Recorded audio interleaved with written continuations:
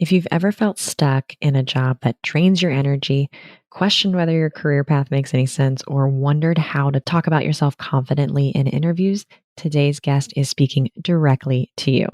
I'm excited to have Ava Lala on the podcast today. Ava's career story perfectly illustrates that sometimes life's unexpected detours lead us exactly where we need to be. Ava was in the middle of interviewing for a new corporate role when her entire team got laid off. And instead of taking the obvious next step, she did something that required incredible courage. She used her severance package to bet on herself and launch her own career coaching business.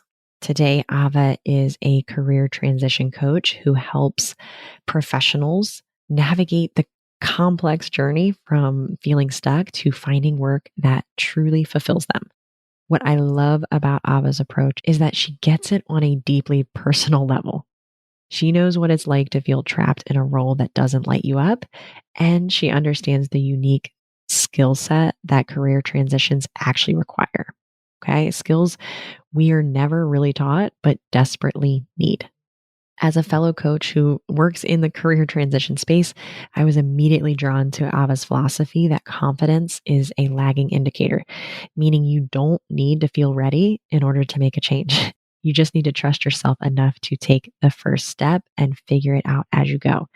In today's conversation, we're talking about everything from reframing your career narrative to make sense of those seemingly random job jumps to practical strategies for surviving a job you want to leave while you're building your exit plan. All of that and more. I can't wait for you to hear Ava's story and learn from her. I've learned so much from Ava being in her network, and I hope you enjoy our conversation as much as I did. Welcome to How to Quit Your Job, the podcast for moms ready to ditch the 9-to-5 and build a life and business they love. I'm your host, Jenna Reichel. Let's go. Ava, thank you so much for chatting with me today. This episode has been a long time coming. What I love about our work is that we are both essentially in the business of career transitions. So I know you work primarily with folks who are wanting more purpose and fulfillment in transitioning to another corporate role. And of course, I help moms transition out of corporate. But either way you look at it, these are really big changes that our clients are navigating and can definitely create a lot of obstacles and challenges. So, in your experience of working with clients in this career transition phase, what have you seen are the biggest obstacles that need to be overcome? Yeah. Well, thanks, first of all, for having me, Jenna. I'm excited to be here. I think what people don't necessarily realize is just how much your mindset plays into this. And so that's where I think you and I definitely kind of align. We share a very similar philosophy because the job search or any sort of career transition is really an exercise in confidence, right? Being able to feel confident that you can navigate this change, that even though right now it looks daunting, that you can break it up into different pieces and that you're not stuck. I feel like we tell ourselves that quite a bit. So I think people don't realize just how important it is to start first and foremost with their mindset and getting that to feel in a much better place, whether you're in a role where you've got a jerky boss or you're feeling burnt out, all of that sort of stuff. You got to sort of shore up your mental resiliency before you can start to make that change. But the other thing I have realized from my own experience is just how much off the process of a job search is a set of unique and very different skill sets that you need, right? Networking is a different skill. And especially as someone who's an introvert, right? That is not something that necessarily comes super easy to someone like me. And that's a skill to have to learn how to do that, how to talk about yourself in these like 3 to 5 minute sound bites where you are having to sell yourself in a way that is most of the time we don't talk about ourselves that way, right? Because we've been sort of trained to not be braggy. Well, this is a time where you're going to have to learn to talk about your accomplishments in a way that's both authentic, but yet confident and shows those results and things like that. And so all of these are different skills. And the thing is, we've never been taught them And also, we only use these a handful of times in our life. So it makes sense that for a lot of people, a career transition is a point of struggle. But one of the things I love that I think came from Marie Forleo is everything is figure outable, right? And so again, this goes back to why your resilience and your mindset is so important, because even though it's a skill you might not have, with the right attitude and mindset, you can kind of go in and still figure out how to acquire that skill. Yeah, I think about mindset and especially the resilience factor as being such a transferable skill, no matter what industry you're in, no matter whether it's entrepreneurship or the corporate world. It's like such a valuable asset. And I'm curious, there's something you said. I run into this all the time with my clients where there really is this struggle in talking about ourselves. I'm talking to clients about talking about themselves in the way of really selling their services and their value to potential clients and customers. And it sounds like you similarly work with clients in getting better at talking about themselves. Are there strategies or ways that you help them to do that better? Yes, because I think it is quite true that being able to articulate your brand, what you offer is a really important element that helps other people sort of connect, feel safe. They'll pick up on your confidence. And so I think one of the first things that I help my clients do is think about their career narrative and getting them to really feel confident in that and to have a story that makes sense to them. Because so many times I hear people come and they say, I feel like my career's been all over the place, right? That's again just a made up thought that is not really serving them. And so, how can you re engineer your story in a way that it makes sense to you? You love that. And then when you deliver that, it is so much more confident to other people. So, for example, like I've had multiple career pivots, and from the outside, it might look like, what are all these disparate things? But I have done the work to figure out that story around first I started here, but then I had this moment and that led me to that and that led me to that. And right. And so when I describe that career journey, I feel really good about it and it all makes sense to me. And so I'm able to deliver that then in a way that like that confidence, it makes sense. And so the other person's not going to question that. So I think doing that work to understand whether you are starting your business and you need to talk about the genesis behind that business and what led you to do that, or again, where you are in your career and where that has led you to, I think taking that time to think about how you tell that story is really important. And sometimes I will say it is a little bit tricky to sometimes do this on yourself. So I love this quote also it's sometimes hard to read the label from inside the jar. And I recognize this even in myself early on. Even as a marketer, I had a problem sort of thinking about how to market myself because I was just too close to it. So that's what prompted me to seek out my first coach, Marty, who also helped me think about how do I want to position myself for that next career change. So it makes sense that sometimes you might need a partner or a thought partner, someone to bounce that off of who can kind of see you a little bit more objectively and pull out those threads and help you create that narrative.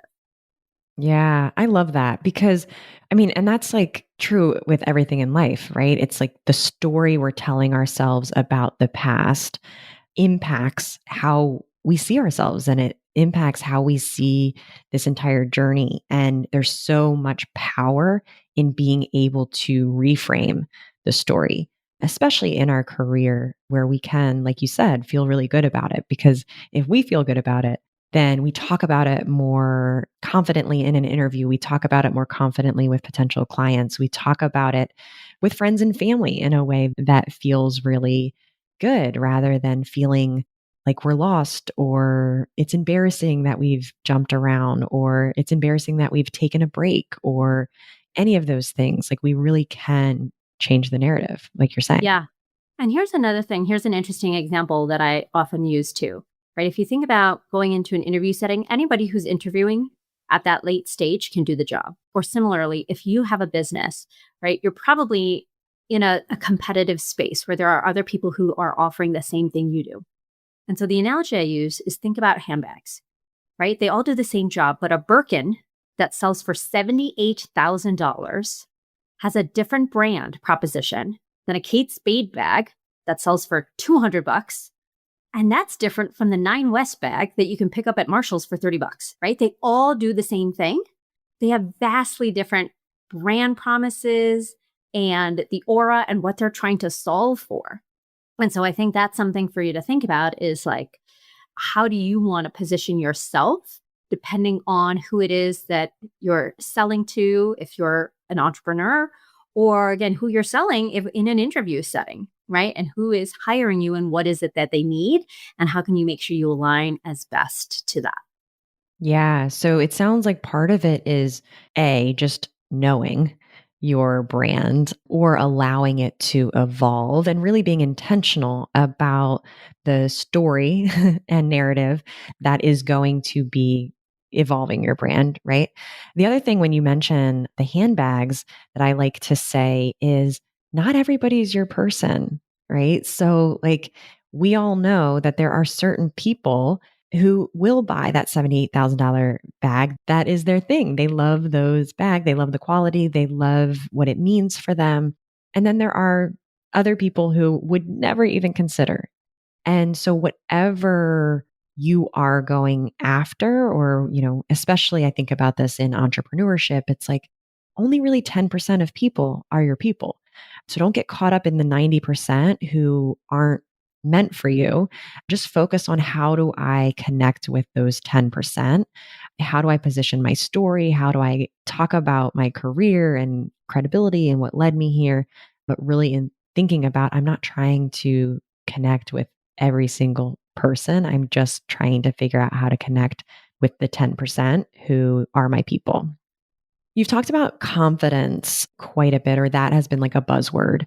So I'm curious, what are some of the most limiting beliefs that you see in some of the women transitioning careers? And maybe a little bit about how you help them overcome those limiting beliefs. Yeah. So there's a lot, and there's a lot that I had too. So I think one of the, I don't know if you call it a limiting belief, but I think a belief that doesn't really help is saying, I'm stuck. And I was guilty of this too. But even just shifting the language slightly has a really powerful effect. So instead of just saying, I'm stuck, something like, every week I'm taking one small step to figure this out, right? And it's just a slight reframe, but that again brings you back into like power and control. Like, I'm in control of this. I just need to take one small step, right? And so that can kind of keep you moving forward. I see a lot of people who tell me that they aren't excited about the kind of work they're doing, but they keep going back, looking at job descriptions that are essentially the same thing, right? It's because it's the known and comfortable and familiar. And it makes sense because your brain is like, yeah, I know how to do that. That's safe. And so working with clients to really unpack what is sort of the fear behind that? Like, what would it mean to take a bigger job or do something different? And to really unpack, because at the end of the day, I think a lot of this comes down to sort of a fear of failure and really helping to reframe that failure is really not a failure. It's just a set of learning, right? You now have different information that you didn't have before around, are you a good fit for this type of work? Or what type of culture do you need to thrive? Or any number of things. So really kind of unpacking some of the fear underneath it, because I think that's another element of sort of that imposter syndrome, right? The fear of being found out that you're really not as good as people think you are. And so what does that actually kind of mean, and how can you break that apart? And I think one of the things, I don't know, Jenna, if you sort of relate to this, but like I see kids and they're so fearless, right? Learning how to ride a bike. No one YouTubes it, researches it, talks through the fender. Should I ride the bike or not? Right? Kids just get on and they do it. And somewhere along the way, as we turn into adults, we start to feel like, well, I can't do it before I'm ready. But actually, I talk about confidence being a lagging indicator. It comes only after you've done the thing a few times and you're like, oh, actually, that wasn't that bad. We're like, oh, I need to tweak this, but like I'm getting better and better and better. And so confidence comes after you kind of just start to do it and you learn by doing. So that's a big thing that I help clients also remember. Are you feeling the pull to start your own business, but aren't sure even where to begin? I've created a free step-by-step workbook specifically for moms like you who want to transform their entrepreneurial dreams into reality. Okay, inside you'll discover practical exercises to uncover your unique skills, match your passions to profitable business ideas, and create an actionable 30-day plan that fits into your busy life. No more feeling stuck or overwhelmed. This workbook will help you gain clarity and confidence to take that first or next step. Okay? Head over to jenna.coach to download your free How to Start a Business When You Have No Idea What to Do workbook. And let's turn your business dreams into your new reality. Confidence is I've done this thing and now I know I can do it, so I'm confident. And self confidence is a different concept, which is I have never done this thing before, but I trust myself that no matter what happens, I will have my own back and I will be able to figure out what's next, right? Coming full circle to this, everything is figure outable. So if I have the self confidence to try this career path that is completely new to me or this industry or whatever it is, and I fail terribly, whatever that means to each of us, right? I know that I can move forward. I know that it will be learning. I know that I'll have my own back to know, what to do next. And that really takes the teeth out of doing new things because we all lack confidence doing something new because that's how it works. We've never done it before. But yeah, having this self confidence and trust in ourselves to be able to pick up the pieces afterwards, learn from it, have the resilience, the mental resilience to keep going down whatever path, that is truly the golden ticket, I would say, of creating a career, a business, a life that you love, is being able to do something you've never done before and have your own back through it. Yeah. And I think the benefit, Jenna, that you and I have is that we tend to work with individuals and women that are at least sort of mid-career or who have had enough life experience to probably know some things about them. And I think that's where I would go back to one of the questions I ask clients is like, what do you know to be true about yourself, or what do you like about yourself? And so, one of the things that has come with age that I've learned about myself is that when I really focus, right, and I'm determined, there's very little that can kind of like deter me. Now, it might take a long, long time, right? And so if you go back to, again, going back to the self-confidence, what do you know to be true about yourself, right? You're super resilient, or you figure things out, or you can once you put your mind to something, you are determined and it always ends up working out for you. Like those would be some of those things that I would hang on to in your thoughts as you're going through this process, and remind yourself, because that's that self-confidence that you talked about, that belief in yourself. Yeah, absolutely. Like, what is the value that you can add, even if you've never done this exact thing before? I love that. So I want to switch gears a little bit because we have talked about this offline a bit. And, I had a whole podcast episode 4, one of the early ones, about how to make work suck less. And I want to talk about it because so many of the people you work with, so many of the moms I work with, they really are trying to get out of, whether it be a toxic work environment, they're burnt out, they feel underappreciated, insert any number of reasons that we might be really disappointed in our current career and wanting to change it. And I'm curious, how can somebody, in your opinion, make work suck less? How can they get through this transition process where they're looking for a new career, they're looking for something else, in whether it be corporate or starting their own business, but they still have to show up each day and get the paycheck and support their family and pay those bills? What are some tips or skills that they can embody to make that process a little less miserable? Yeah. Or let's Not, say to make it suck less, to stay on yeah. brand. I've definitely been there. And especially, it's very, I was building the business on the side while I worked in a job. And then it got to a point where I too was like, okay, I'm over this job. I need to get out. And so one of the first things that hopefully your audience knows from listening to you, but is a good reminder, is that nobody else creates how you feel. You are in charge of that, right? It is your interpretation of what your boss did or what your company just did. right? And so if you have this thought, my boss is a jerk, everything that he or she does is filtered through that.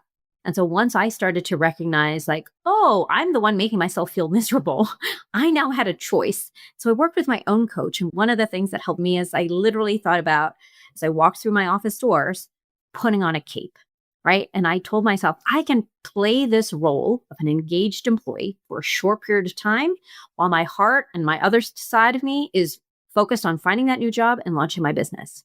And so getting into, again, going back to sort of the mindset and what you want to tell yourself, right? So, another thought people could borrow is this is paying the bills while I figure out what's next. Or this is giving me, that space and time I need to do that. Or maybe my boss doesn't have the management skills and that's why she's being a micromanager, right? It's not on me. She doesn't know the skills and tools and she's never been taught, right? And starting to have some compassion. So I'd say the mindset part is one of them. Two, again, for most women, we tend to probably do a lot. And so this might be the time to go back to doing 80% effort in your job so you can start to free up some time. And I know that feels really weird to tell people to do, but chances are some point in your career, you were probably giving 110%. So it's okay to now work a little less. And the other thing is you're doing a disservice to your company by staying there and not being an engaged employee, right? Somebody else would love to be in the spot that you are. And so if you're not engaged, like you owe it to the company to do everything you can to like get out and move on because someone else does want to be there who's going to give 110%.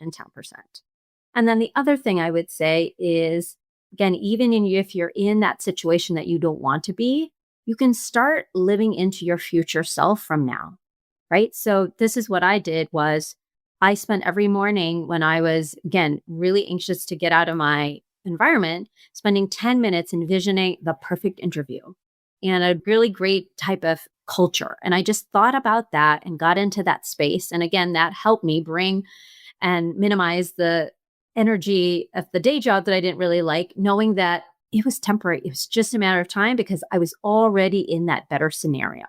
So hopefully those are a couple different things, both tactically as well as some mindset stuff to help you kind of make that transition or feel good while you're in the process of making that transition. Right. Because one of the most important things, especially if you're trying to build a business on the side, you need that mental energy to be making the best decisions for your business and to be energized when you're working on your business. And so, I give the example of like when we are constantly complaining about our job and how draining that feels. Not necessarily for the person we're talking to, although that is the case, but for us. And what I love is when people do start focusing on this new project, this new business, even if they feel like they can't add anything to their plate, it actually gives them so much more energy. It makes the plate bigger when they have something really inspiring and motivating and fulfilling to focus on. And then, yes, the corporate job that you have, that you're building this exit plan with is your ATM and it's funding your dreams and it's allowing you to have energy for that next project. So, absolutely love that.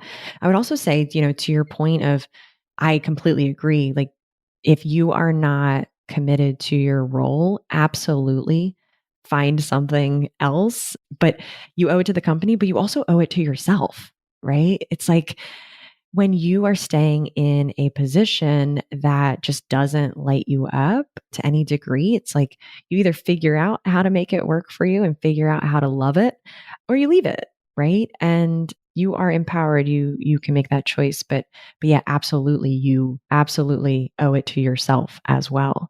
Yeah, you absolutely need to put yourself first. Mm-hmm. And to think about it as like when you do put yourself first, there's a ripple effect. Your family benefits, like your community benefits. We think about these things as selfish, but really what's, more selfish is staying in this comfortable job that we secretly or not so secretly hate. And then we're just showing up as a miserable human being to everybody around us. And so, we deserve better for ourselves.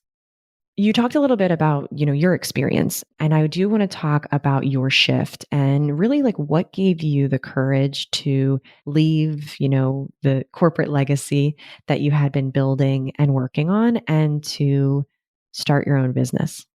Yeah. I'd always for a long time thought about that I wanted to do something on my own, but for years and years, I didn't know what that would be. Like I knew what I didn't want, right? But I still hadn't landed on like what it would be. And so it was in one of my last corporate roles that they had coaches on staff. And I remember telling my husband something related to that. And he was like, oh my God, you totally love that. Right. It was right up my alley in terms of he saw all the self help and personal development books that I loved to read. And, it was him actually, I have to give credit to sort of like planting that seed. And I was like, huh, I think actually he might be right. And though, so I started to really explore that. I talked with other coaches to really understand what that looked like and to really sort of do that a little bit of due diligence. But, for me, plan A was to build a business on the side while I had the steady corporate job, right? So that I didn't feel that financial pressure and I could kind of do that. Well, life sometimes has a way of throwing you a different plan. And so I was in the middle of a job search when actually the team that I was on and my corporate job got laid off. And actually, it was the severance package that made me think, well, maybe I don't need to get that corporate job. And I think two things. One, I thought I would always regret not taking a chance on myself. And two, I can always go back and get a corporate job, right? And so it just felt like the stars were aligned and that, again, going back to that self confidence, the thing I know about myself is that when I focus, I can be pretty darn relentless and I can always sort of manage to eventually figure things out and be successful. And so I just had a little bit of that trust in myself. And luckily for us, we had a little bit of the financial cushion and I have a very supportive partner. So yeah, I decided to kind of make the leap and it's been great. I haven't looked back. Yeah, absolutely. And I'm sure like in that moment, it doesn't feel like rainbows and daisies, right? It does feel like you're making such a huge decision in that moment. But I absolutely love those two thoughts that you shared of just like, you can always go back, right? Like, I think we forget about that, like that the worst case scenario is just going back to what you're doing right now. And so why not take a chance? And then this other piece of like knowing yourself and knowing like, okay, if when I get to, the end of my life and I look back and reflect on what I went for and what I didn't go for, I know that I will regret not giving myself a chance because that's partly what my mission and what kind of life is all about is how do I be intentional and thoughtful about the life I'm living. And so you get to that place where you are nothing but proud of what you accomplished or what you tried to accomplish. And it's okay if you don't get to the goals. I'm always working with people on how do we set goals and then not reach them and have the mental resilience to keep going, right? Because that's part of it. But really, how can you just be so proud of yourself for even giving it a go, knowing that corporate will always be there?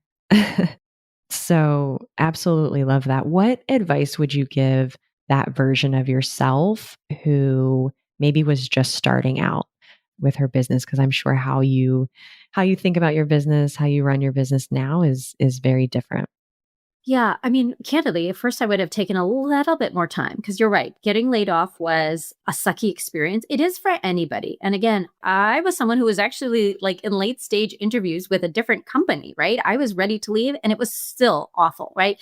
To have that call and show up and have that experience. And so I kind of wish that I had maybe taken a little bit more time to just sit and be as opposed to kind of pretty soon immediately jumping into like, okay, let me just start doing all the things to like launch a business because you don't get that little space and time that I think would do us all do us all good. So that would be one thing. And I think I have been pretty good about trying to think about everything as a little bit of an experiment. And that as we talked about, right? Like I'm be okay with in 5 years, if I decide this is no longer as exciting, I miss colleagues, whatever the case may be, right? Like I can go back. So I think giving yourself permission to recognize that these are experiments and you're going to try and learn. And if something doesn't work out, like that's okay. And so there's been things in my business that I've done and now might be like, I don't know if I want to keep continuing to do this. I did them. They were an interesting experiment. I learned some things from them, but whether or not I need to keep doing them, it helps to not frame it as sort of a failure and as opposed to, oh, I tried this thing, I learned something from it. Now I'm going to make a different set of decisions. Yeah, I love that. We are scientists in all things. Ava, I love having you on the podcast.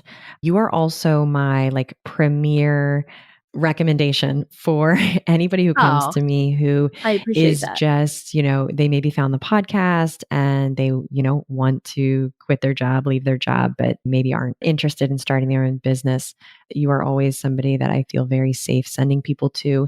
How can people who are listening, who are in that bucket of they want to quit their job, but they want another corporate job, how Mm-hmm. can they find you? How can they interact with you? What are the best channels?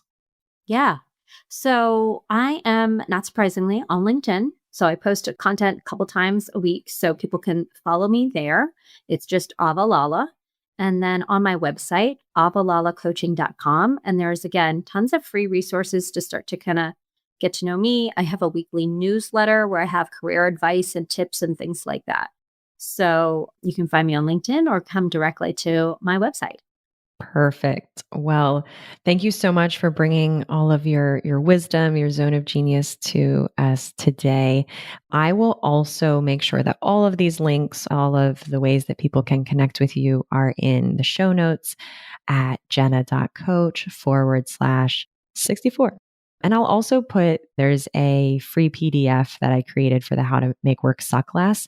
So much of what you shared, there's some prompts in there. So anybody who's struggling with, being in that messy middle space of, wanting to leave their job and looking for what's next, that will be a helpful tool. So thank you so much. Thank you for having I'm me. sure we will do a part 2 at some point. I look forward to doing that. Thanks for listening to this week's episode of How to Quit Your Job, a mom's guide to creating a life and business you love. If you want to learn more about how I can help you stop making excuses and start making moves, head on over to www.jenna.coach. I'll see you next week.